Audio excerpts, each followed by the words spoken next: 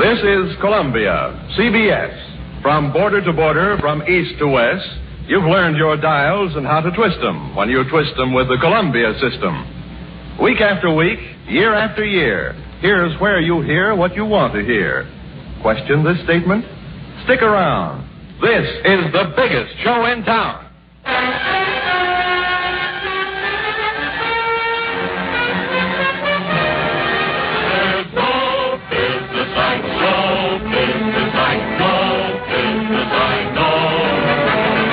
Everything about it is appealing. Everything the traffic will allow. Nowhere could you get that happy feeling when you are stealing that extra power. There's no people like so. The Columbia Broadcasting System and its affiliated stations present Stars in the Afternoon, a 90-minute preview of the biggest show in town, which again this year is yours for the dialing over the 159 CBS stations from coast to coast. In the next hour and a half, you'll hear Jimmy Durante and Gary Moore, The Family Hour with Patrice Munsell and Jack Smith, The Thin Man with Claudia Morgan and Les Damon, Bob Hawke, Blondie with Dagwood and Hanley Stafford, Hoagie Carmichael, Ralph Morgan for the Screen Guild Players, Vaughn Monroe and his music, House Jameson as the Crime Doctor, American Melody Hour with Bob Hannon and the Knightsbridge Choir, Stats Cotsworth as Casey, Crime Photographer, It Pays to Be Ignorant with Tom Howard, George Shelton, Harry McNaughton and Lulu McConnell, Howard Duff as Sam Spade, Gene Hirschholt as Dr. Christian, Ann Southern as Maisie, Peter Lynn Hayes, Paul McGrath as host of The Inner Sanctum, and William Keeley presents Virginia Bruce for Lux Radio Theater. Let's go on with the show.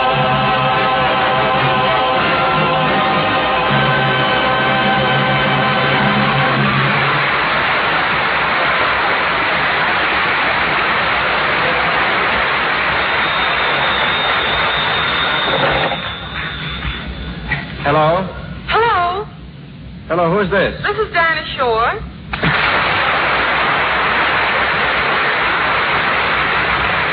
To whom am I speaking, please? Frank Sinatra.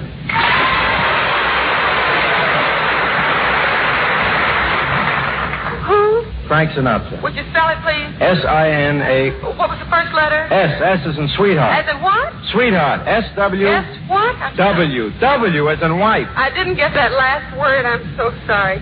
Wife, Dinah. W-I-F... W-I what? F as in fool. As in what? Fool. F-O-O-L. Double O what? L. L as in left. L-E-F-T. Oh, well, I'm sorry I didn't catch the last letter. T as in town. Brown? Town, you know, Dinah, like city. Like what? City. C-I-T... What was that first letter again, please? C. C as in come. D as in dumb? Yes, no, I mean no. As in come. C-O... C what? O as in over. Oh, over. Now you've got it. Shall I read it back? Read what back? Sweetheart, fool, wife, left town, come over.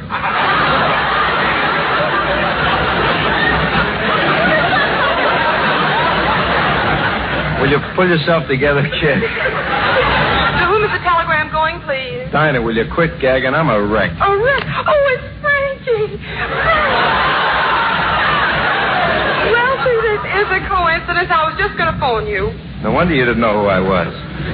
Say, did you hear that list of big CBS names that are going to be on the Columbia Network in the next hour and a half? Nats, and I got news for you, hey. There's one name missing. Yeah. Mine. That's what I'm I was calling you about. Yeah, and since you and I are on Columbia every Wednesday night. Yeah, we ought to knock a couple of songs for him this afternoon. Something like, they say that falling in love is wonderful. It's wonderful, so they say. See, that's the idea. They can't leave you out of that show, They can't Donna. leave you out of Get your that hat show, and I'll meet Donna. you down at Columbia Okay, Broadcasting. Frank. We'll talk personally to Mr. Sisson. Okay, I'll see you in a minute.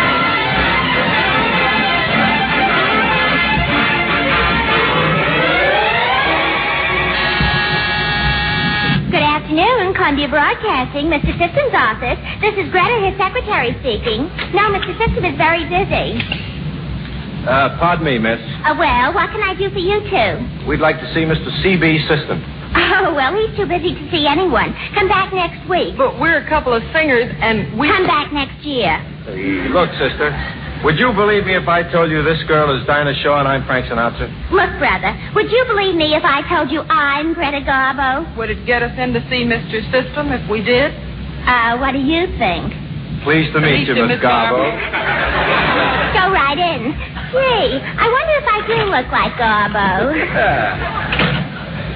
Mr. System? Yeah, my friends call me CB. Hello. How do you do? My name is... Let's leave long introductions out of this. I'm a very busy man with very little time. Well, with having to stop every half hour to tell people what station they're whistling to. Because they didn't know. What's your problem? Well, briefly, Mr. S., we sing. And we thought maybe you could use a little romantic warbling on that show. Romantic warbling? Yeah, listen. I want you to know this little girl here. She's Dinah, and there's nobody finer from the coast to Catalina. A Frank Sinatra, open your golden throat. Da-da-da-dee-da. Gee, thanks, Dinah. Together we'd knock out a rather fair romantic ballad. Sure. Sorry, but right now I'm in the mood for raps. You haven't heard me sing. I haven't time to experiment. Right now I want to listen to Jimmy Durante and Gary Moore. That's a boy and a girl. Silence, just listen.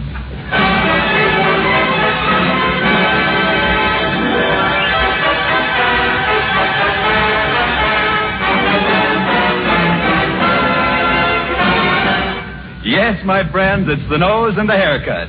And to start the ball rolling, we bring you, with no strings attached, a young man who has a voice like a violin, with no strings attached. And here he is, Gary Moore.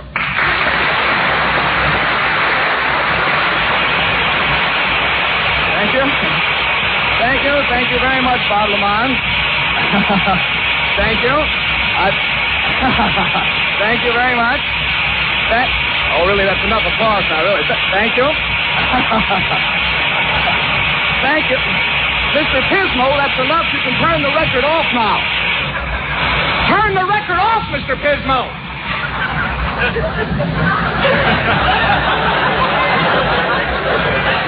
Really, Mr. Pismo, it's a shame your parents weren't the type to devour their young.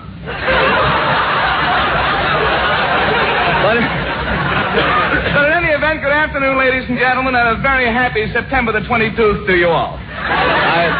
I want you to know it's a real kick to be celebrating another great season of CBS programs. Of course, I haven't been on the air since CBS started, but I have been in radio since 1935, fixing battery sets and things like that. And it's always a thrill to see how radio has grown up in that time. Gee whiz, you take this magnificent studio here, for instance. Do you realize that at this very moment, ladies and gentlemen, you are sitting in washed air? I really mean that. If you look up there, you'll see some little grates on the front of the studio. You see up there?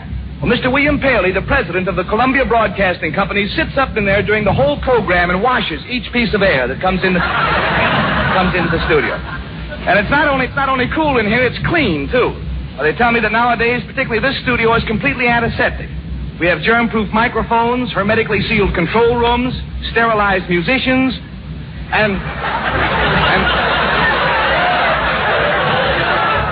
and before every program, we boil the announcers.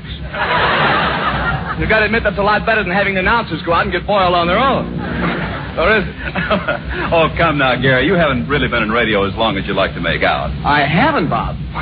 Why, bless your little station identification. I started out, Bob, at the age of 19 as a singer with a very famous quartet. You've heard of High-Low Jack and the Dame? Yes. I sang with Mo, Joe, Schnook, and the Boy. Gary, you were the boy? I was the Schnook. It was a great outfit, as I recall it. We appeared for 8 straight weeks in the Rose Room of our local livery stable. We were right in there pitching. Well, Gary, tell me one thing more. Huh? Gary, you may have been in radio for 11 years, but did you have any sponsors? Sponsors? Why, Bob, don't be ridiculous. My first sponsor, as I recall it, was a really delightful little product called Mother Marie's No Wheeze, but Plenty of Breeze Cheese. The great little thing was the only cheese I've ever seen that was so strong the mice had to back into the trap. As I recall it, Bob, Mother Marie's No Wheeze, but Plenty of Breeze Cheese came to you in 6 delicious flavors. Super delicious, very delicious, plain delicious, fairly delicious, not so delicious, and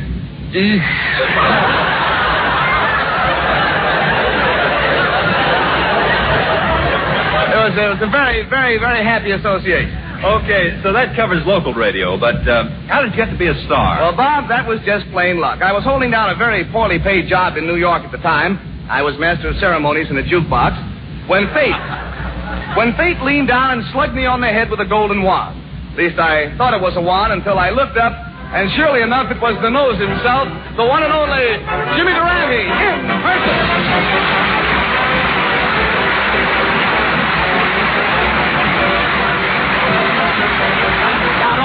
With a song. Now even when things go wrong, why you feel better, you even look better. Stop the music, stop the music, stop the music. I refuse to work on the same stage with an orchestra that looks so untidy. Jimmy, what do you mean? What's so untidy about the orchestra? There's a hair in that fiddle player's bow that hasn't been combed. That's the essence of social barbarism. Anyhow, I'm glad you made it to the show on time, Schnoz. And I'm glad to see you, too, Junior. You're so tried and true, so brave and blue, so lum and abner. But, Garrison, what a hectic time I had getting ready for this appearance. Yeah? I was sitting at home the other night, wearing my diving suit. You see, I have a sunken living room.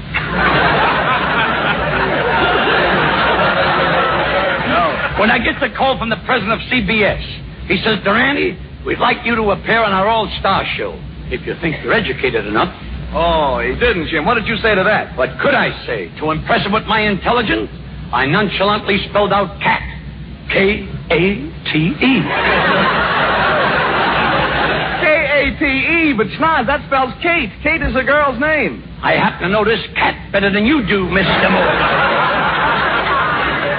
But anyway, no sooner do I accept the invitation to appear than I'm surrounded by a quandary. I haven't got a suit that's fit to wear to the broadcast. Uh-oh. So early this morning, Junior, I runs around to my tailor, Rimsky Rappaport. Rimsky Rappaport, I say. And I says, Rappaport, you got to make me a suit within 3 hours. So he went to work with a vengeance. Well, the suit looks wonderful on you, Jim, but what's that lump in the back? That's Rappaport. He's still working.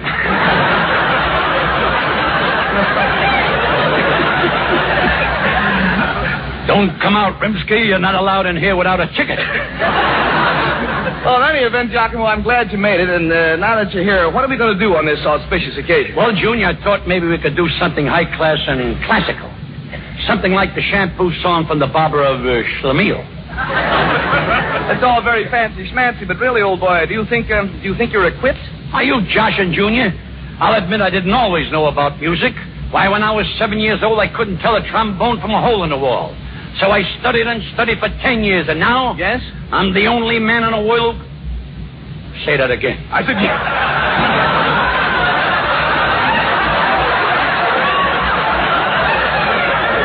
Will you bring Mr. Durante the script with the neon typing on it, please? Just a minute.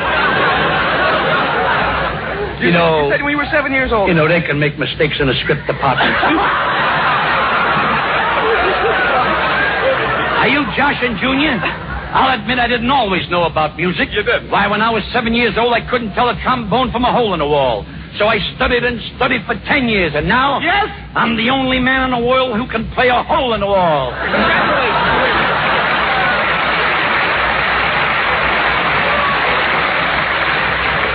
After I changed it, it sounded a little better. I'm ashamed of you, partner. Why, you're talking to a man who's got music in his blood. Which explains why my nose is shaped like a G-clef.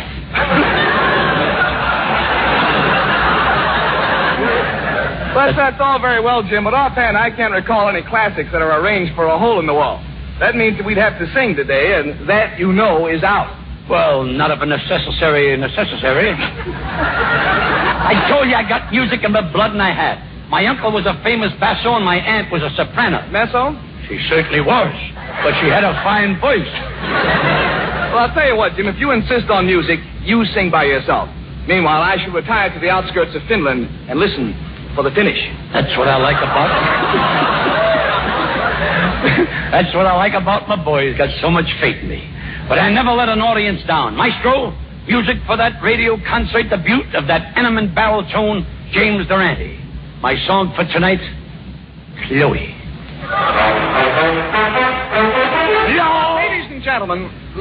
Ladies and gentlemen, I should like to announce, as long as I'm here anyway, I should like to announce that Mr. Durante has sung this song many times before, but tonight he has had his nose lifted so that those of you in the balcony may hear him too. Carry on, James.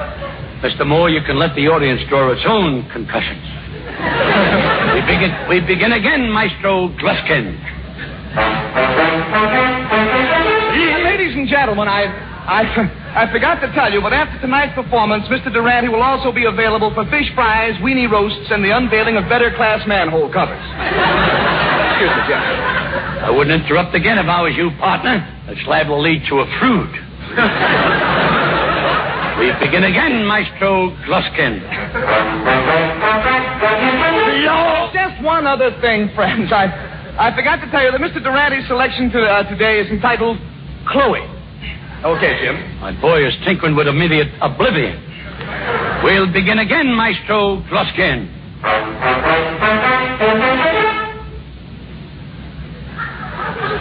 Oh, Jim, what's the matter? It's no use, Junior. I'm a failure. Well, why, Jim? What's wrong? Now I can't remember the first word.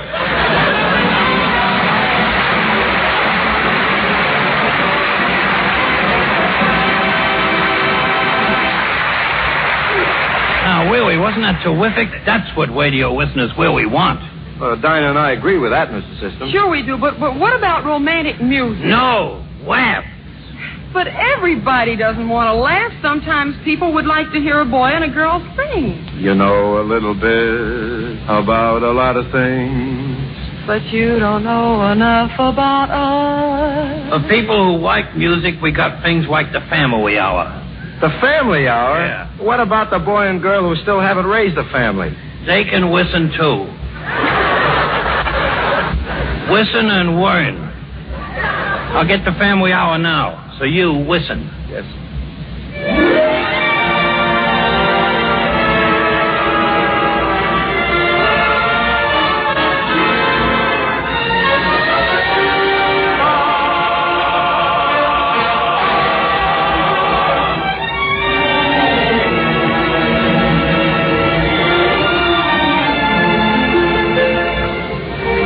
Good afternoon. This is Frank Gallup welcoming you to the Family Circle. Again, the curtains are drawn back on the family at home, and you're invited to share with us a typical Sunday afternoon musical vignette. Accompanied by Al Goodman and his famous orchestra, Patrice Munsell sings Sempre Libra from La Traviata, and Jack Smith and the male chorus sing Rica Pulpa.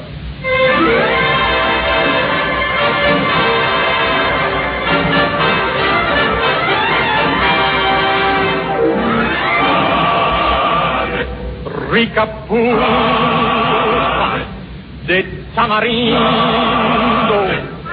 la treo es seco pero en su tablero para vender.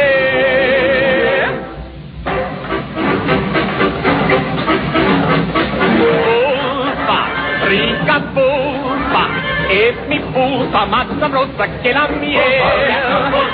La pulpa de unos labios que curaron mis agravios.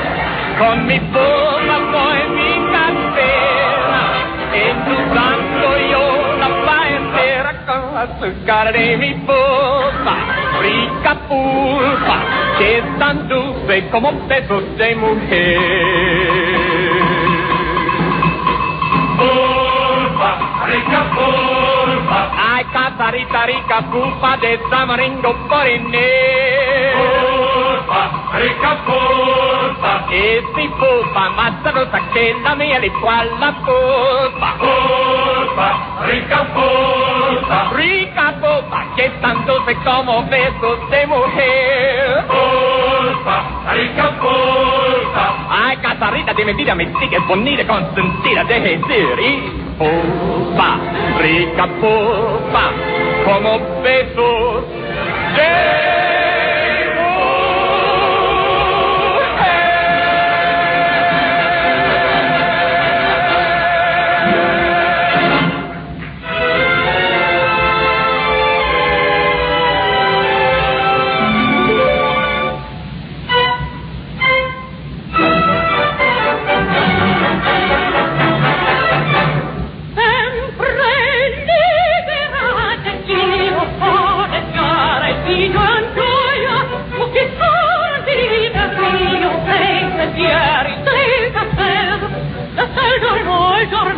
siamo io, sempre lieta ne ritrovi.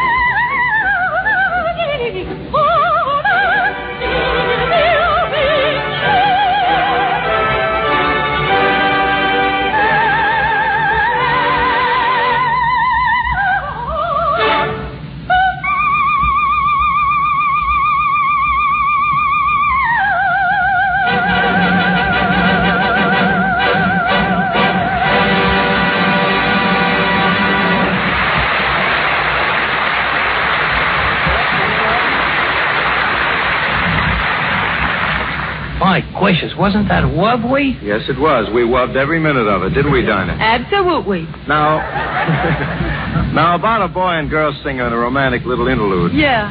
For instance, I say to Dinah, Yeah. love is the only thing. The one and only thing. Yes, Mr. S. Love is a song and smiles and kisses and laughter floating on long, lazy dreams. If you think that's what love means, Mr. Sinatra, you should listen to Blondie. Blondie? What's Blondie got to do with love and romance? Miss Shaw, the whole story of Blondie and Dagwood started on a long, lazy dream. But love isn't all peaches and cream. Love is learning to raise little kids together. Real love is like this.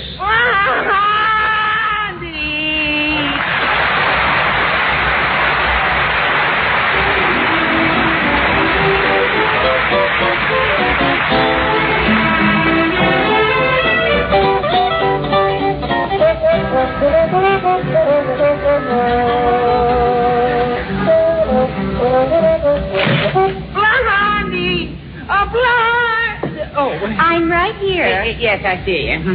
Hey, what are we having for dinner tonight, honey? Sauerkraut. Oh, my. And kiss me first and ask about dinner later. Oh, yeah. After all, which is more important, me or sauerkraut? Yeah, well, Blondie, I ought to kiss you first just the same. Well, I should hope so. Yeah.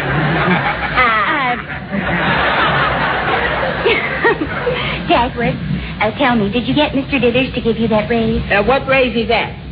The one you didn't get yesterday? Oh, yes, that one. Yes, Yeah. that one. You know, Mr. Dithers has been promising you for ages. Well, didn't you ask him? What happened? Well, he saw me coming, and before I could ask for a raise, he asked me if I would be willing to take a cut. Oh, Dagwood. Hello, Daddy. Did you get the raise? No, I didn't, Cookie. Oh, gee, Daddy. I was counting on you. Yeah. I guess I'll have to wear these same old ribbons in my hair. Well, I tried, Cookie. I tried. But you told Alexander and me that a Bumstead could do anything that was humanly possible. Well, Mr. Dithers isn't human, so it isn't possible.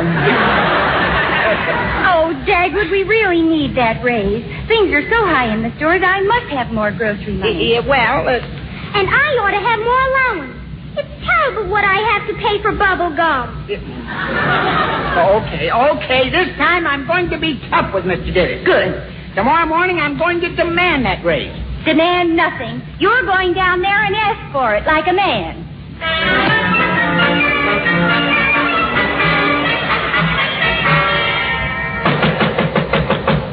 Oh, I say, it's Dagwood Bumstead, your valuable and brilliant assistant. Come in, BB Brain. Good morning, Mr. Dithers. No comments. Well, Bumstead, what's on that tiny, tiny thing we loosely refer to as your mind? Mr. Dithers, I want you to give me... My answer is no. But, Mr. Dithers, you didn't even know what I was going to say. I heard you say give, and that was enough for me. Yeah. How do you know I wasn't going to ask you to give me permission to introduce you to a gorgeous girl who's dying to be your secretary, huh? Oh, well. Go ahead and ask me then. Okay. Mr. Dithers, I want you to give me permission to ask you to give me a raise. Bumstead. Oh, that awful cattle. You sound like the mating call of a Rhode Island wren. Now get back to your desk. Mr. Dithers, I want to discuss that raise. Bumstead, you're going back to your desk. Oh, no, I'm not. Oh, yes, you are. Oh, no, I'm not. Oh, yes, you are. Oh, yes, I am. Oh, no, you're not. Bumstead. Cut that out. You get back to your desk or I'll run your little finger through the pencil sharpener. Mr. Dithers, there are other construction companies who are looking for good men.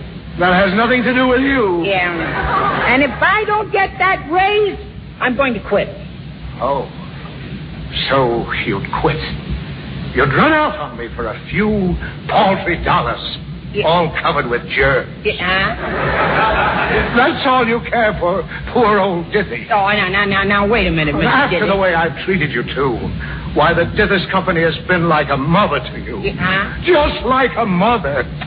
And I've watched over you and helped you along and tried to do my best for you. And this is the gratitude I get. Well, I'm sorry, Mother. Mr. Dithers. I thought you were the one person whose loyalty I could count on. Yes. Well, you can, Mr. Dithers. Okay. I don't need that raise. Oh, Dagwood, old friend. Mr. Dithers, can I let you have a little money? Let's not overdo it, buddy. Oh, come in. Mr. Dithers, I've been listening outside the door, so let's get back to that raise again. Blondie, please. Dagwood and I were discussing this on a very high plane. Blondie, I didn't know you were out there. Well, Dagwood, I don't think Mr. Dithers realizes how much we need the money. Come on in, Cookie, and say hello to Mr. Dithers. Hello, Mr. Dizzy. Why, hello, Cookie. Why, the child's in rags. She's wearing nothing but rags. Well, that's right, Mr. Dithers. And it's getting cold, too, Mr. Dizzy. And we don't feel that Dagwood's asking too much, Mr. Dithers. Nothing but rags. Why, this is shocking. Bumstead, you should have demanded that I give you a raise. Oh, you coward. You should have choked me until I gave you the money you needed. Well, if you insist, just put your neck right in here. No. I'll give you the raise without the massage. Now go out and get some decent duds for this poor child. Well, thank you, J.C. Well, come on, Blondie and Cookie, come on. Oh, Mr. Dithers, thank you so very much. Thank you, Mr. Dizzy. It's all right, but the name is Dithers. Yes, Mr. Dizzy. Now get those clothes. Oh, yes, sir. Hey, Blondie, what is this? Well, Mr. Dithers tried a sob story on you, so I tried one on him. And I got the raise, didn't I? Yeah, but where did we get these clothes Cookie's wearing? Where'd they come from? Oh, I'm taking her to a costume party, and fortunately, she decided to go as Raggedy Ann.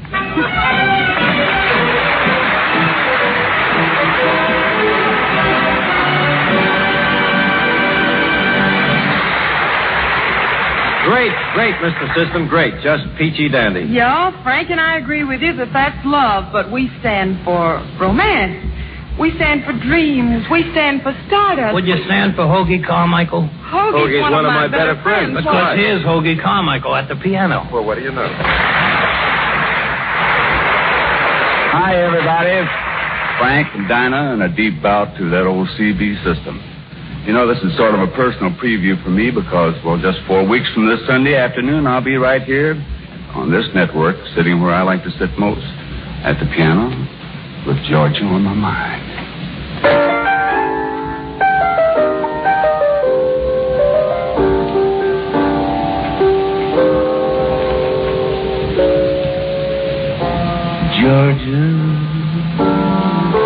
Georgia, the whole day through. Just an old sweet song keeps Georgia on my mind. Georgia on my mind each day. Georgia, my honey,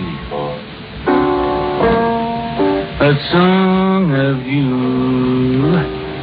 comes as sweet and clear as moonlight through the pine.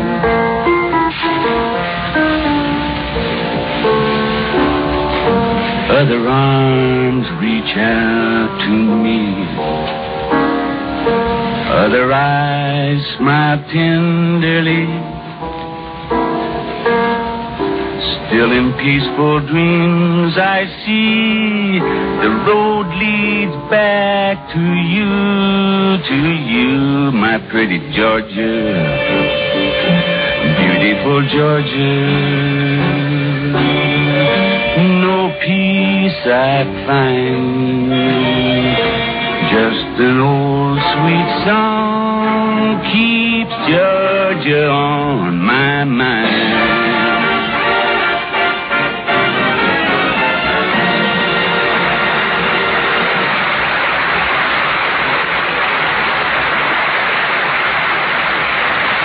Loved every minute of it, Hoagie, didn't we, Dinah? You speak for me, Frank. Please, silence. Silence, why? I'm listening for my cue. What cue? Every half hour, I tell the listeners what network they're listening to. Why? Why? I don't know. It's a rule in radio.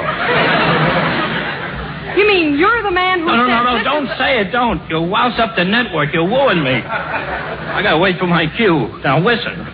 Stars in the Afternoon. A preview of the biggest show in town will continue for another full hour after a brief pause for station identification. Come in, Mr. System. Yes, sir.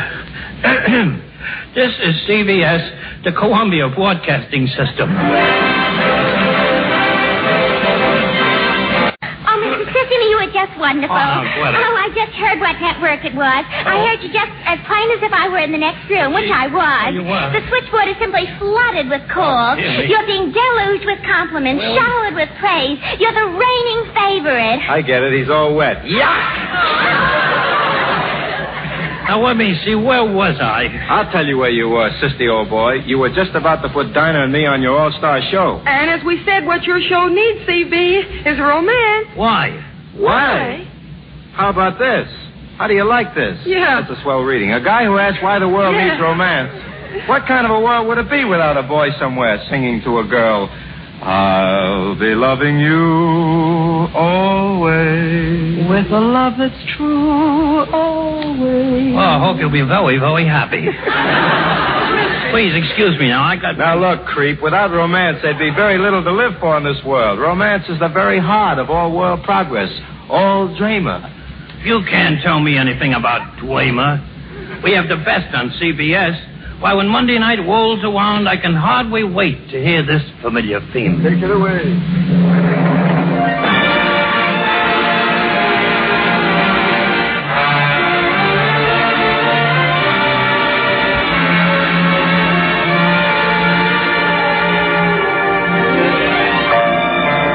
How do you do, ladies and gentlemen, boys and girls? This is Ralph Morgan, Vice President of the Motion Picture Relief Fund, reminding you that the music you hear in the background is the theme of our Screen Guild Players. We're extremely proud of it. When the Screen Guild Players went on the air, it was only natural that we should choose motion picture music for our signature. The main theme from the Warner Brothers picture, Four Daughters. We like to think that the Screen Guild Players program has given this melody a wider life under the title Symphony Moderne.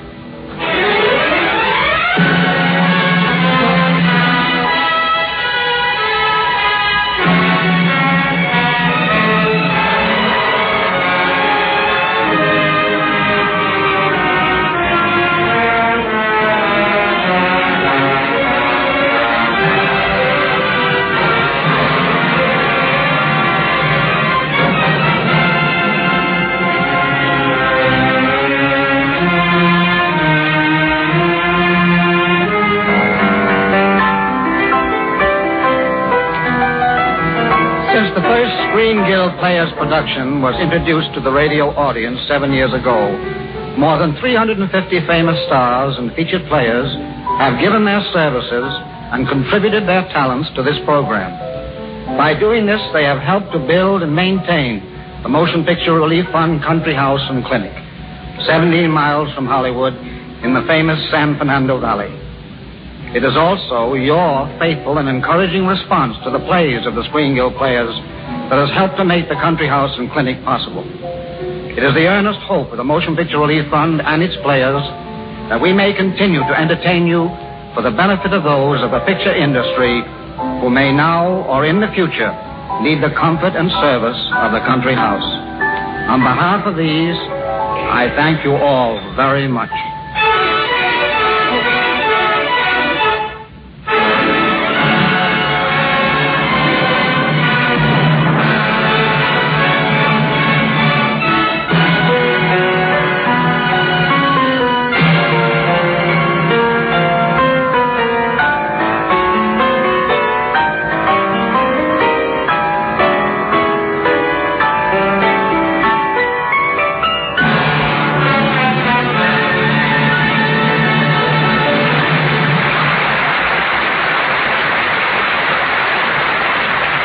Consider that very, very nice, don't you, Mr. I don't believe you told me your name. Only 7 zillion times. I'm Frank Sinatra. Oh. This little girl is Dinah Shore.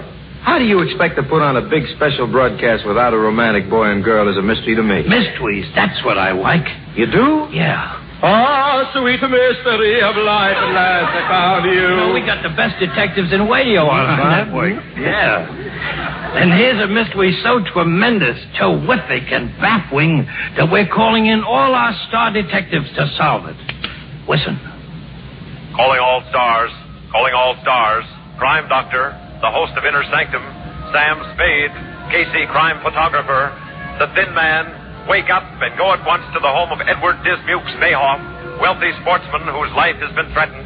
Hurry on over. If you don't hurry, it'll be all over. Over.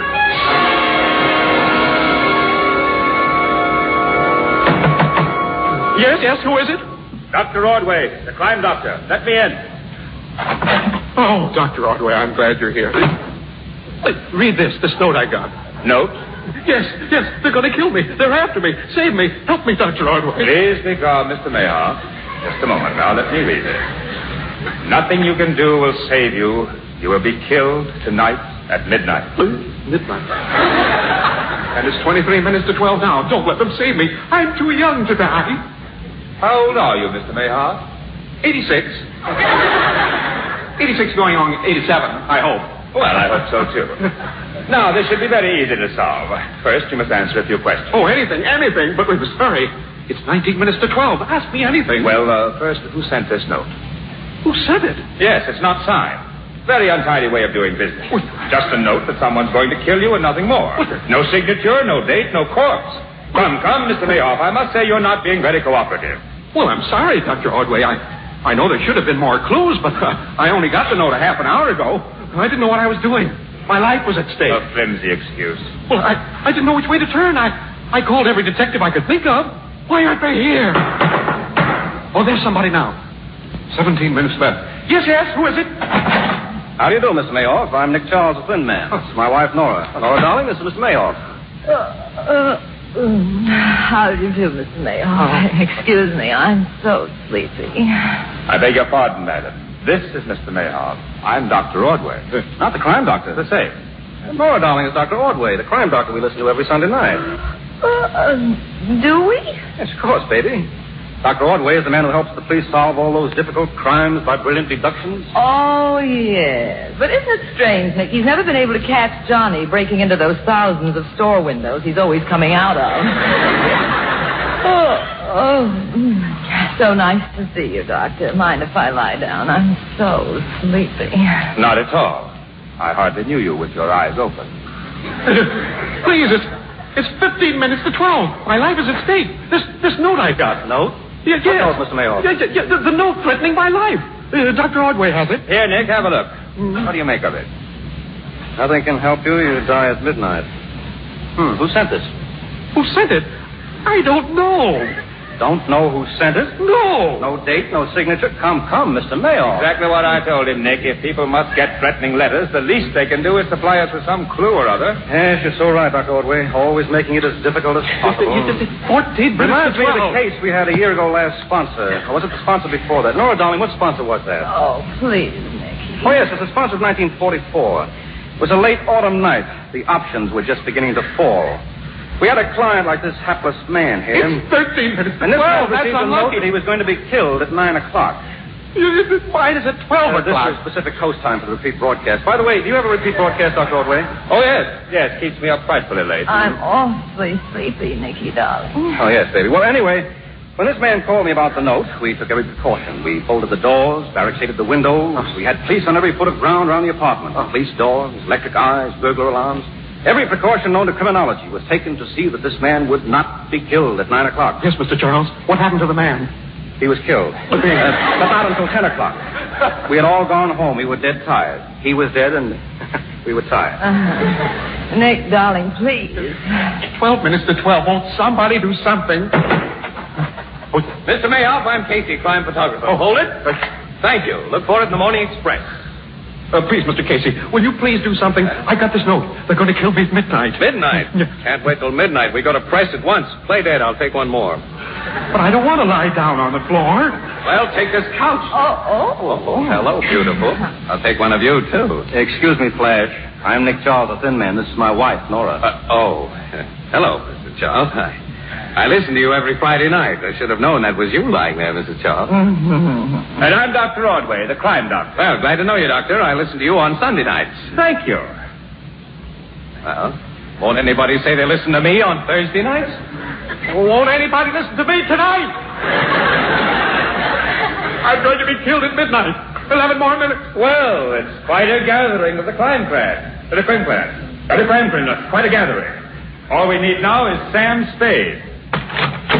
My name is Sam Spade. Where's the body? Oh, Mr. Spade, I'm so glad you came. But there's no body here.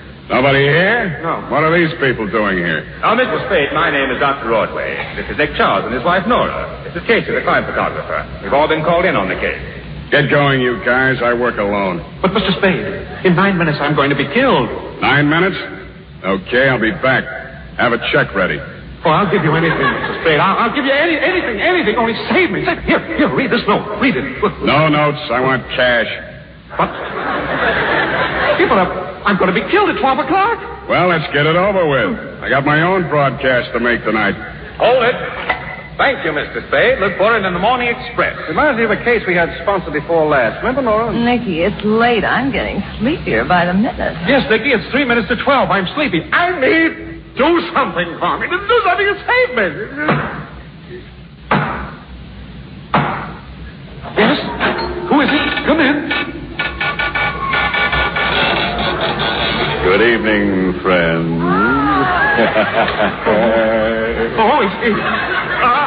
It's the host from Inner Sanctum. What? No blood? You're just in time. Just in time for murder, I hope. Don't rush me. I've still got 2 minutes. And what's the Inner Sanctum host doing here? He's no detective. He doesn't even know enough to oil the hinges on his door. Oh, it's Mr. Charles, the Sinatra of the Sleuths. How do you do, Mr. Host? Dracula of the detectives, Karloff of the killer cycles, vampire of the vacuum tubes, Bluebeard of the batteries, and tomboy of television to come? Flatterer. How's business down at your creek joint these Monday nights, Mr. Host? Oh, gory bee, we're killing 'em. Love to have you down some Monday night. Uh-huh. Would you like me for dinner? Uh-huh. On toast.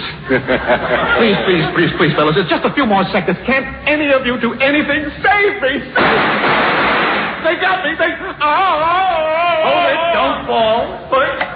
Thank you. Look for it in the Morning Express. You can fall now. Oh, blood. Goody. Murder. Well, they won't need me here anymore. Anything you say may be held against you. Just a minute, Dr. Ordway. How do we know he's dead? Get a doctor. Let's make sure the corpus is delicti. Somebody looking for a doctor? I'm Dr. Christian. Oh, come in, Dr. Christian. Hear you every Wednesday night. How's Judy? She's fine, thank you. And how is Mrs. Charles? Sleeping any better? Oh, she's doing fine, thanks. That's good. That'll be $5. $5? Well, that's Say my... $5? Yeah, that's my regular fee for calling on the sick. What's your regular fee for calling on the dead? I'm sorry, I don't understand. We think your patient is dead. So fast? I just got here. We think he was dead before we called you.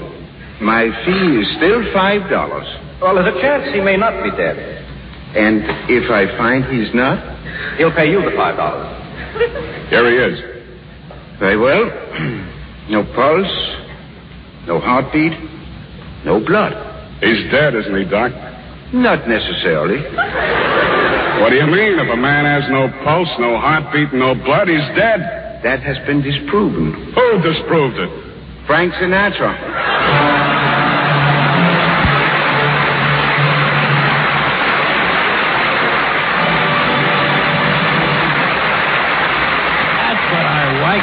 Give me a good chewer-doer every time. Dinah, baby, why do we bother with this creep? The only music he likes is Stone Cold Dead in the Market. Listen, my thin friend, on CBS we got some of the best music in the world. Well, now we're getting somewhere, and that's what Frank and I are here for. Well, if you came here for good music, how about listening to Vaughn Monroe? Vaughn Monroe? You mean the man with the muscles on his vocal cords? That's the guy. He's on Columbia every Saturday evening, but I can get him for you right now. Oh, goody. Racing with the moon, high up in the midnight blue, and then all too soon, it's lost from view.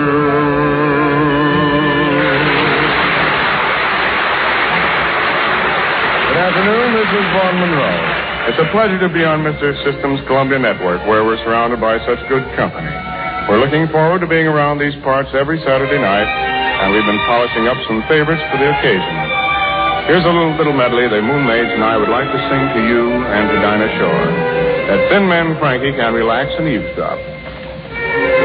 It's only a paper moon sailing over a cardboard sea. But it wouldn't be make-believe if you believed in me. Yes, it's only a canvas sky hanging over a muslin tree. But it wouldn't be make-believe if you believed in me. Without your love, it's a honky-tonk parade. Without your love, it's a melody played in a penny arcade. It's the Barnum and Bailey world, just as phony as it can be. But it wouldn't be make-believe if you believed in me.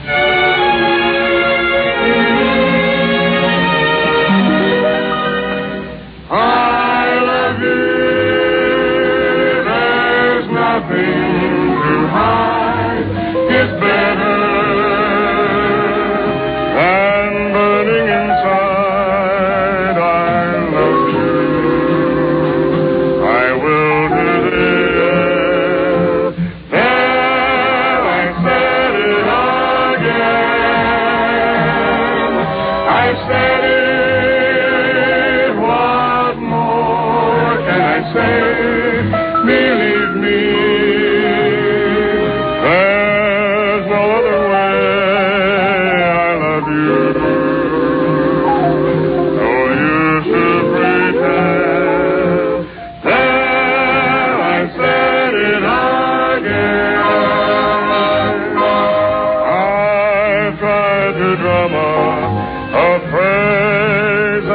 All that I feel for you. But what good are phrases? The thought that amazes is you love me, and it's heavenly. Forgive me for wanting you so. But one thing I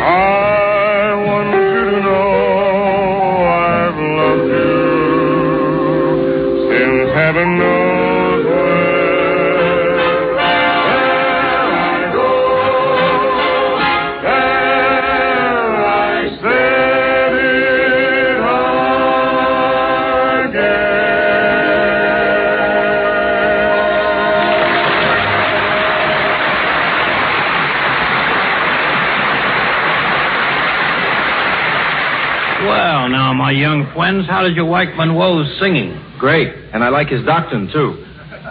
May I say that I consider that much worse than hilarious?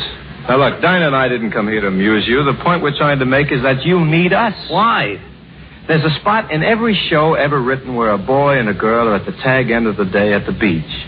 They're sitting on a bench in the moonlight, waiting for the last bus home, and he says, "In our little penthouse way up in the sky, with hinges on chimneys for stars to roll by, a sweet slice of heaven for just you and I." Frankie, you know I believe in you, don't you? Honest, honey? Gee, that gives me a lot of confidence, darling. Confidence to ask you something that, well... Yeah? Well, listen, Frankie, and I think you know the answer. Well, okay, honey. Put your head on my shoulder. Okay. That's right. Now look up at that great, big, old, knocked-out moon. Yeah. And I'll try to ask you what I've been trying to ask you all evening. Yes, Frankie? Well, here goes. Have you got bus fare home?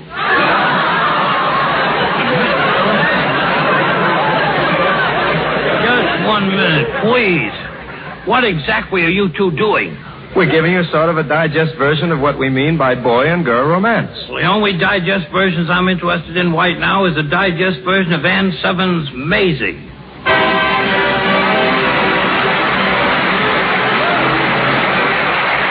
Every Friday night on CBS, it's Maisie.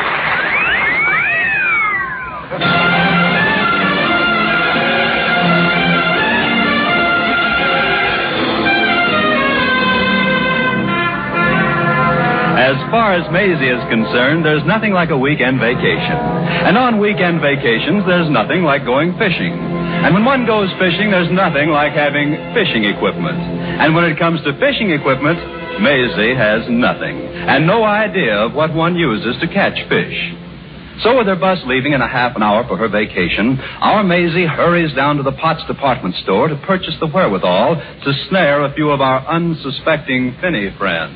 Good afternoon, miss. Can I help you? Good afternoon. Yes, sir. I would like something to catch fish with. Mm-hmm. Well, how about a rod? A rod? I want to catch fish, not shoot them. Oh, that's a good way, too. Didn't it? Well, I also need a reel and one of those cork things that float and a hook. And how about a line? Certainly, and you must write to me, too. I'll do that. Now, miss, here's a nice rod that's all rigged up. Well, it's the right shade, but it doesn't seem very strong. Oh, but it is, miss. Just try casting with this rod. Well, I don't mind if I do. Just a short, gentle cast. We're in a store, remember. Okay. Here goes.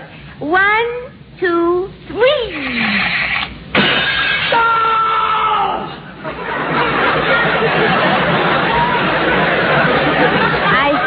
I think I caught something. And you broke the front window. Who in thunderation did that? Oh, you caught something, all right. Mr. Potts, the owner of the store.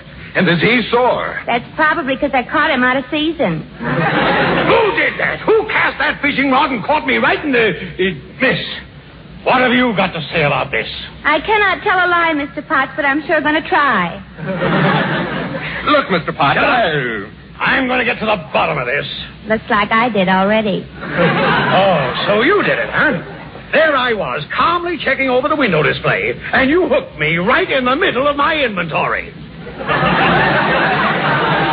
And that's such a painful place, too. I know. And my beautiful window, a $50 window, smashed. Yeah, but I was just trying out this fishing rod. Young lady, what are you going to do about it? I think I'll take the fishing rod, wrap it up. Yes, mister, will there be anything? No. I mean, who's going to pay for that broken window? Not me. What would I do with a broken window? Miss, you're going to pay for that window. Well, okay, as soon as I get back from my weekend vacation. You're going to pay for it right now, or else. Or else what? I haven't heard a nasty laugh like that since I asked the hotel clerk for a room. Miss, you're going to stay right here at the store and work out that $50. Yeah, but that'll take weeks, and my bus leaves in 20 minutes. Yes, but without you. Now get to work right at this counter, miss, and sell. But I'm not a good sales lady, Mr. Potts. The only sales job I ever had was in a used car lot, and I was fired from that because I always asked the customer to pay the ceiling price. Well, then you're lucky that times are such that people are buying anything, especially in the sporting goods line. Oh, yes. Especially these $5 bow and arrow sets. They're guaranteed to hit the spot. Well, why would people want to pay $5 to hit the spot when Pepsi-Cola does it for a nickel? I don't know. Stop with the jokes, miss. Now, if a customer wants a demonstration, just pick up the bow and arrow. Okay, I'll try. Here goes. Oh, no, miss, you're doing it wrong. You're holding it backwards. Don't release that arrow. My other show window. You smashed it. I now owe you $100, Mr. Potts. Shall we stop now, or do you want to try for $150?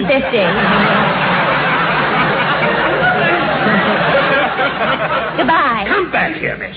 I'm going to make you a sales girl and pay off that $100 or die trying. You'll be sorry. Now, let's pretend that I'm the customer. Now, here I come into the store. Okay. And what can I do for you, sir? I'd like to buy a mousetrap to catch a mouse. Yes, sir. A large mousetrap or a small mousetrap? Well, I don't really know. Well, how large is your mouse? Never mind. Look, I want to buy a trap. I'm in a hurry. A hurry? Yes, I've got to catch a train. Oh, I don't think we have traps that large.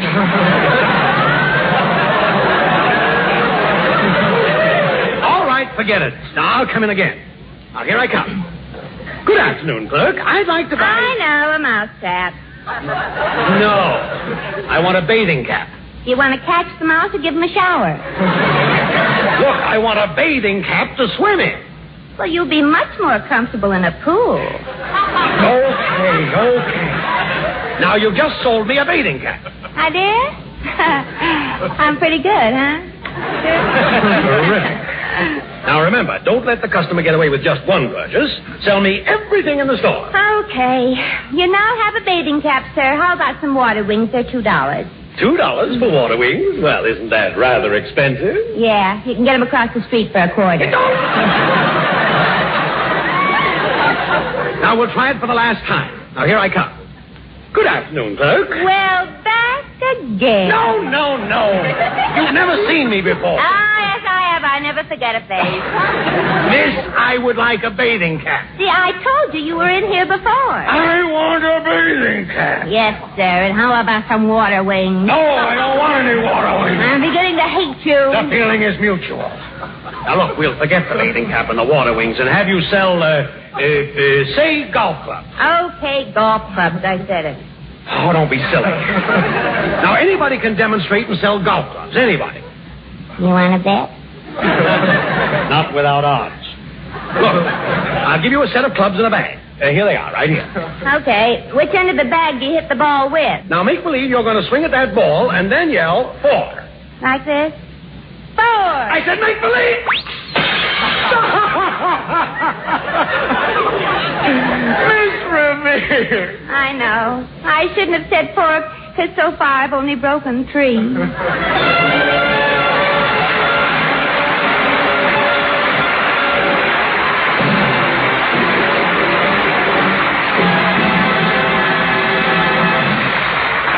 Gee, Aunt Southern is swell, isn't she, Frank? Cert, but the point I'm trying to make to this character is that we do pretty, Oh, Mr. System, it's time for you to get ready to go on the air. Here's your script. Does he have to have a fresh script every time he does that same old tired station identification? You don't understand show business. Every station break is like an opening night. Please give me my cue. Millions are waiting to hear me. Good luck, Mr. System. Thank you. Quiet now, everybody. Mr. System is waiting for his cue. Looks like he's waiting to be kissed. I must ask for absolute silence. Your microphone's ready, Mr. System. Now? Not yet. How about you promise? In a moment. You're listening to Stars in the Afternoon, the CBS preview of the best in radio. The biggest show in town will go into its third half hour after a brief pause for station identification. Now, Mr. System. Huh? Oh, yes, now. This is CBS, the Columbia Broadcasting System.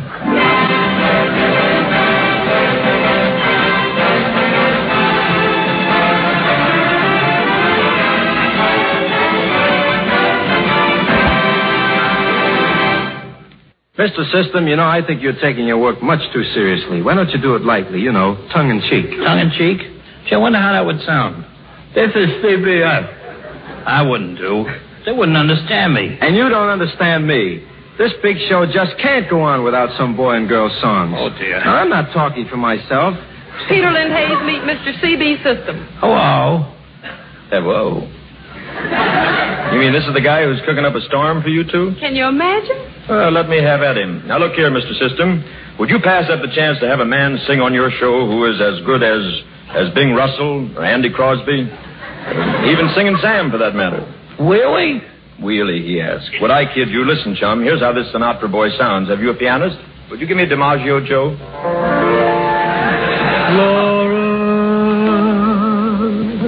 is the face in the misty night. Footsteps just down the hall. Laura, I hate to disappoint all my Bobby Sock fans, but Laura is really the chick for me. Laura was really from a wonderful family. She walked with dignity. As a matter of fact, she was a debutante. She came out last year. Of course, she still has to report twice a month to the parole board. Most enchanting thing about Laura was her delightful accent. She was a Southerner, and at a social gathering such as this, I'd often say, Laura, just for fun, tell the folks where you're from. And she'd say, I'm from New Orleans. Yuck, yuck, yuck, yuck, yuck. That's the way she used to talk, all over her mouth. But whenever I'm lonely, which is often lately, I can always picture Laura silhouetted against the lovely southern moonlight as my boat pulled away from the levee.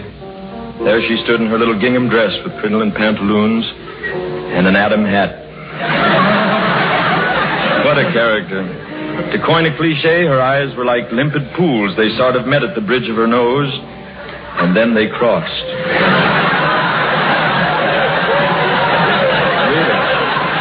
Her teeth were just like pearls.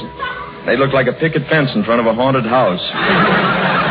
Topping all of this in loveliness was her complexion. What a complexion. She must have used gunpowder. She was always shooting off her mouth. That was Laura, but she's only a dream. She's only a...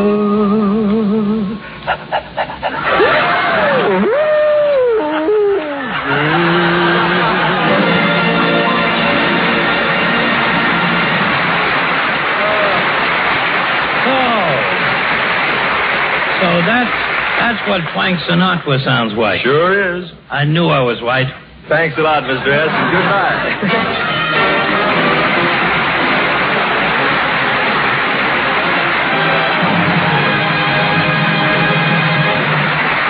That was very amusing, but now I'm in the mood for some romantic music. Hey, Dinah, did you hear that? We sold him. What would you like to hear, Mr. System? What would you like to hear? The American Melody Hour. American Melody.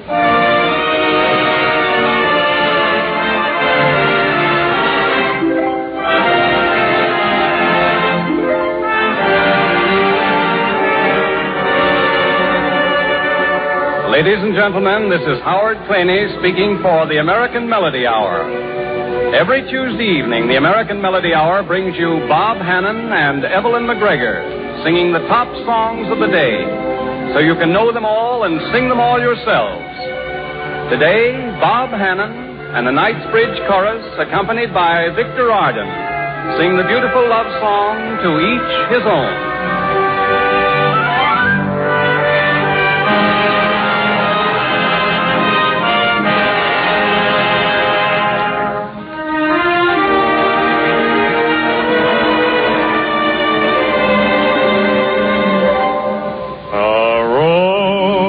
Must remain with the sun and the rain, or its lovely promise won't come true.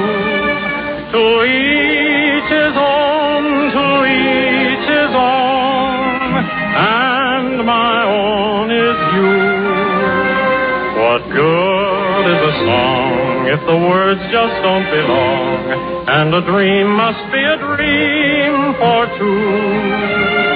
No good alone, to each his own. For me, there's you. If a flame is to grow, there must be a glow. To open each door, there's a key. I need you, I know. I can't let you go. Your touch means too much to me. Two lips must insist on two more to be kissed, or they'll never know what love can do. To each his own, I found my own, one and only you.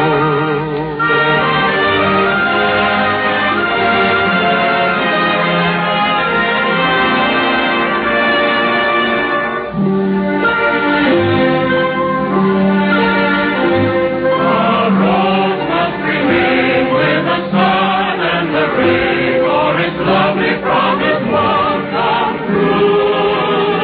To each his own, to each his own, and my own is you. Two lips must insist on two more to be kissed, for they'll never know what love can do. To each his own, I found my own, one and only you.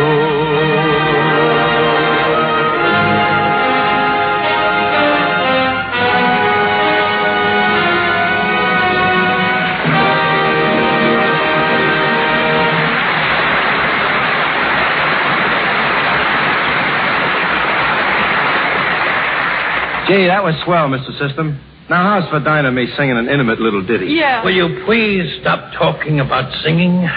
What is singing to me? Me, a man who trod the boards with Booth, Mansfield, John Twu, and the elder Barrymore. So what? I trod the boards with the elder Dorsey. I must ask you to stop bickering and either listen or weave. Listen to what? Mr. William Keeley of the Wux Radio Theater. Well, look, what if I don't want to listen to Mr. Keeley? Mr. Keeley has Virginia Bruce with him. Step aside, Dinah. I'd love to listen to Mr. Keeley. Lux presents Hollywood.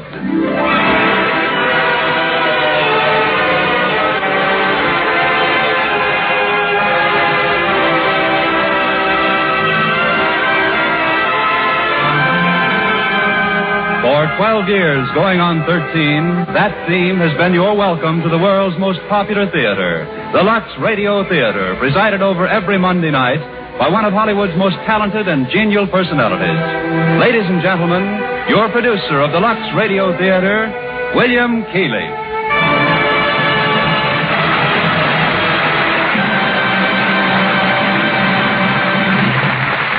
Greetings from Hollywood, ladies and gentlemen, and welcome briefly to the Lux Radio Theater. Tonight we bring you one of Screenland's loveliest stars, Miss Virginia Bruce, appearing in an excerpt from Somerset Maugham's great play, The Letter. Perhaps you remember the final scene. Leslie Crosby has admitted killing Jeff Hammond, but her trial is over and she's been acquitted. Largely because a certain letter which she had written to Hammond never appeared in court. Now that she's free, her husband demands an explanation from Leslie and her lawyer of what the letter contained. Yes, I have the letter, Robert, but I have no right to show it to you. That letter cost me every penny I had in the world. And you tell me I can't even see it. Let him see it, Howard. Very well. Thank you. Leslie, what does this mean? It means that I was in love with Jeff Hammond. I can't believe it. I'd been in love with him for years, ever since he came to Malaya. Why did you kill him? Because he changed. Because I couldn't believe that he didn't care for me anymore. I hated myself for loving him, and yet he was everything in the world to me. He was all my life. I trusted you.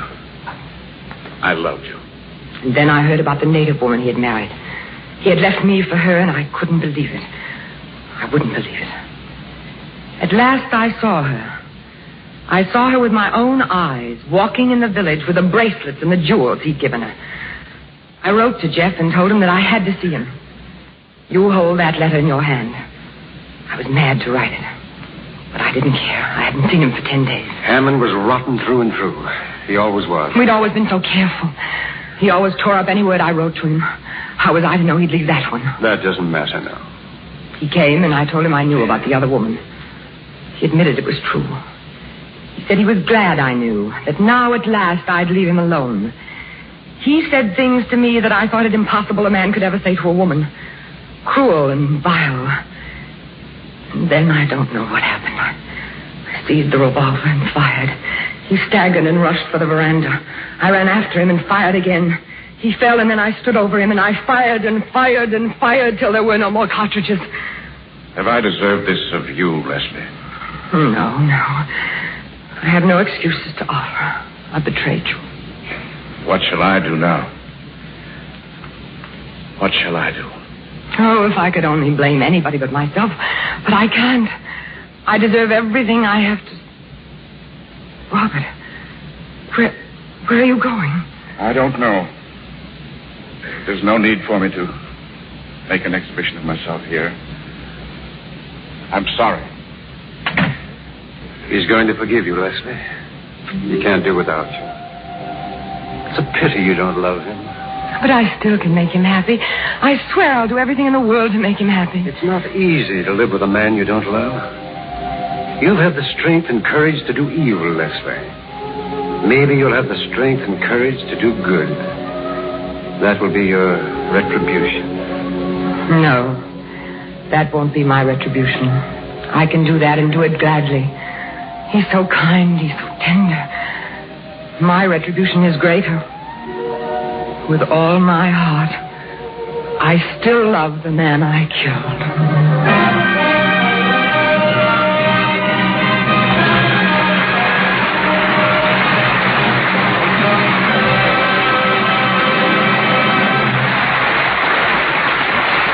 Our thanks to Virginia Bruce for bringing us so vivid an impression of the letter. It was a pleasure to be with you, Bill.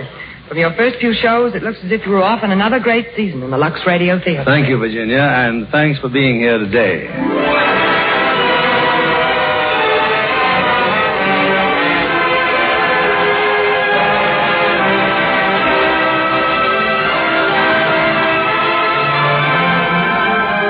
This is William Keeley, inviting all of you to be with us every Monday night when Lux presents Hollywood, its greatest plays, its greatest stars.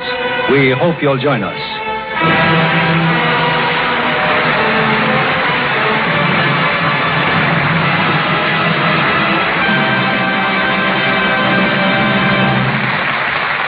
That radio theater is consistently sensational, Mr. System.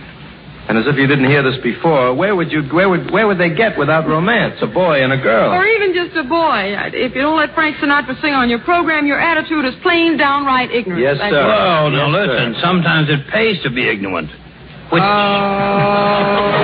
is a very clever cue for the next program. Unintentional. If I have to say so myself, and I have to.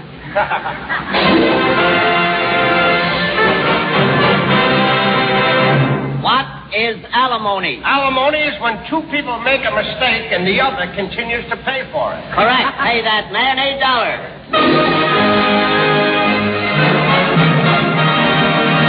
What does a bee get in flowers? Its head and shoulders. Correct. Pay the man $9 because... It pays to be ignorant. This is Ken Roberts.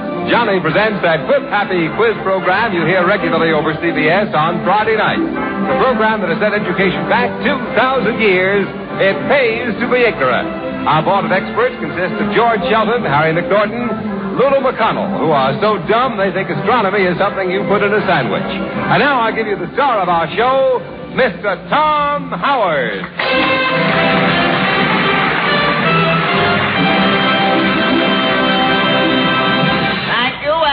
Good afternoon, ladies and gentlemen. The first question before our board of ex-jerks, I shouldn't mean experts, concerns radio.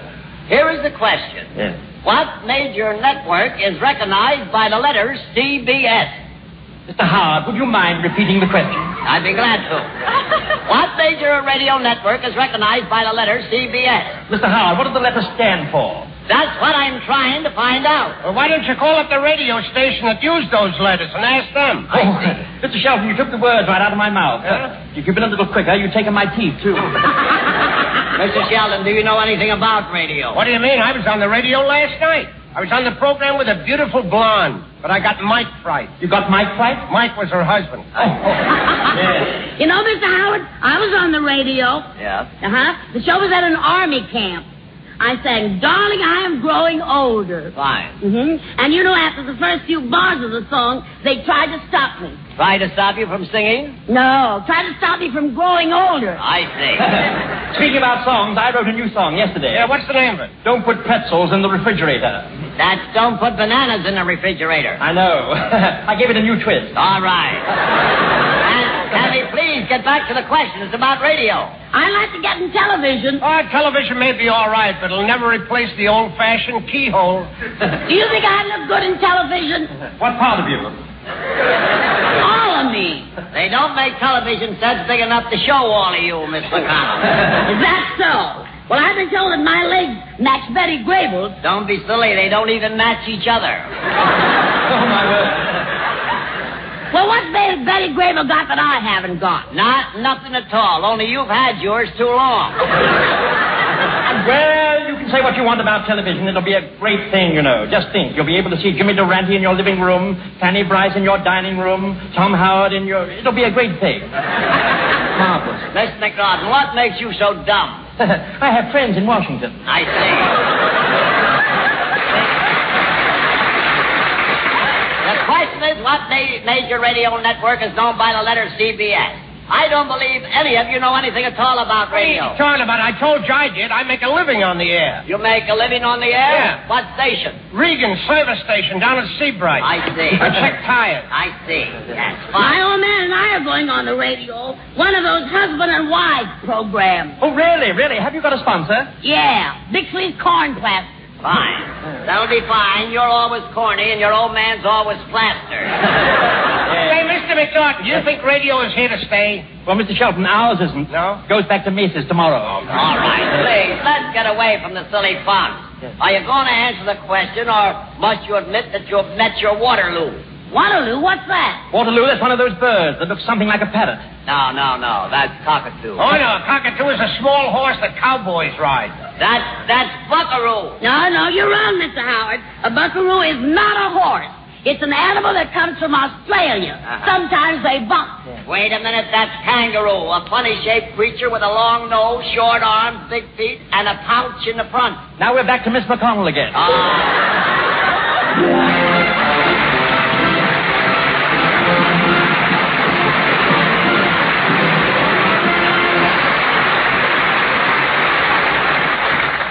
Oh, gee, that was great entertainment, Mr. System. A laugh's a laugh, but we still feel there's not enough romantic singing on the radio. We sing. You know, your voice sounds very interesting. You might make a good announcer. Who wants to be an announcer? Stop arguing. Here's a little two-line announcement. Read this and put what's oomph into it. Okay, here goes. Look, no hands. Gee. Every Monday night, CBS brings you the Bob Hawk Show, featuring that fast-equipped master, Bob Hawk. This afternoon, the biggest show in town brings you Bob Hawk in a more serious vein. Thank you, Frank Sinatra, and good afternoon, ladies and gentlemen. I'd like to light up the letters CBS and tell you what they really stand for. C stands for Columbia, and Columbia is people. People from every state in America. Main Street, Broadway, Hollywood and Vine, Brown and Elm. Yes, people from many of the nations around the great globe itself. The conductor of the famous Hour of Charm Orchestra, Phil Spitalny, was born in Russia. So was Al Goodman, maestro of the Family Hour. Artur Rodzinski, musical director of the New York Philharmonic, grew to love music in Poland and Vienna. Gene Hersholt, Columbia's Dr. Christian, came from Denmark. And Tom Howard claims County Tyrone, Ireland as his birthplace. I could name many more stars, writers, producers, and technicians at Columbia who brought gifts to America from lands across the borders and seas. As for those who were born in this country, well, just name your own town or city, and chances are some member of the Columbia family walked its streets or stood up to recite in its classrooms. Frank Sinatra used to be a sports reporter in Jersey City.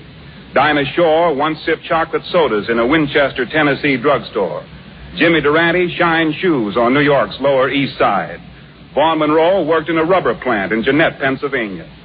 Gene Autry is no Hollywood cowboy. He actually punched cows in Tioga, Texas.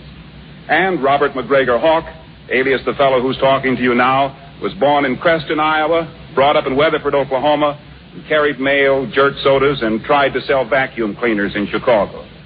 Yes, C stands for Columbia, and Columbia is people who work at the business of broadcasting just as you work in a steel mill, factory, office, on a farm, or at home. And that's what the letter B in CBS is for, broadcasting. The broadcasting not only of incomparable entertainment, but also of news, religious services, and programs that help you to understand the vital issues of an ever-changing world. For broadcasting in America is free. And free broadcasting means that you and I can hear what our different backgrounds and tastes say we want to hear. Not that there isn't room for improvement. There always is. Radio can be made richer. It can meet the growing needs of a people young and upward-reaching. And this season, and next, and the season beyond that, you can be sure that the people who make Columbia will be working to make broadcasting better under the system that represents the letter S in CBS, the American system. Thank you, and good afternoon.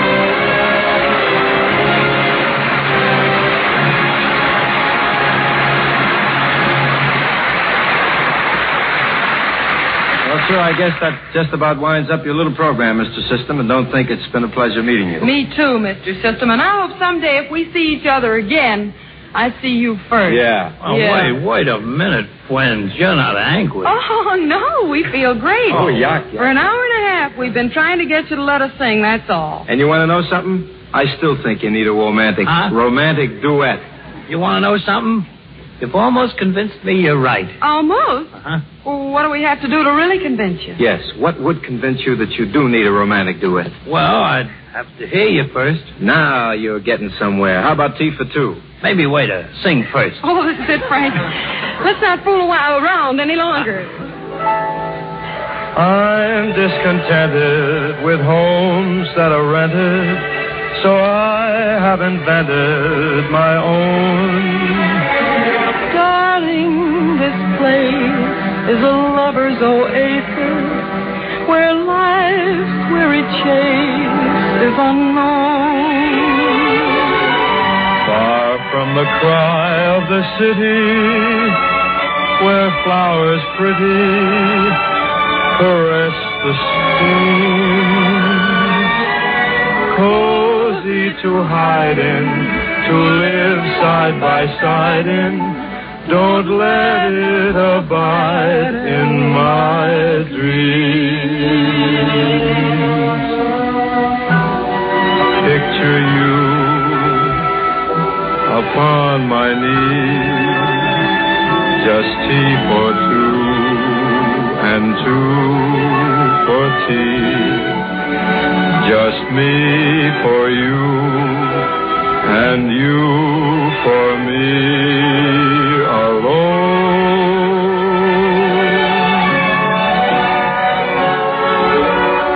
Nobody near us to see us or hear us, no friends or relations. On weekend vacations, we won't have it known, dear, that we own a telephone.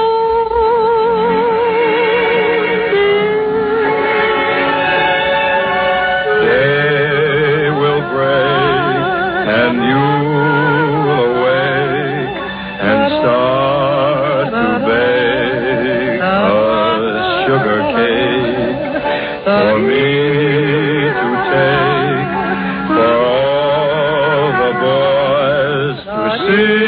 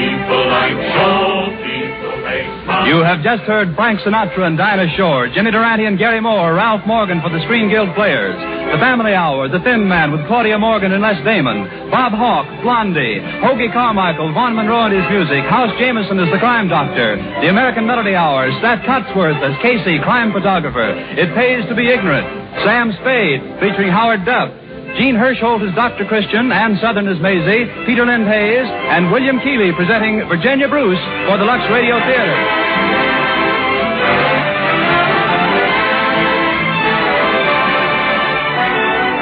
Next Sunday, you're invited to tune in your favorite CBS station for another 90-minute preview of Columbia nighttime shows for the season of 1946 and 47. With Ozzie and Harriet, Big Town, Ginny Sims, Jack Carson, Meredith Wilson, Joan Davis, Dick Hames, Gordon Jenkins, Baby Snooks and Daddy, Gene Autry, Hollywood Star Time, Academy Award, Mel Blanc, Fox Pop, Eddie Bracken, Robert Trout and Ned Calmer, Hildegard, Phil Baker, Arthur Rudzinski, and Mayor of the Town.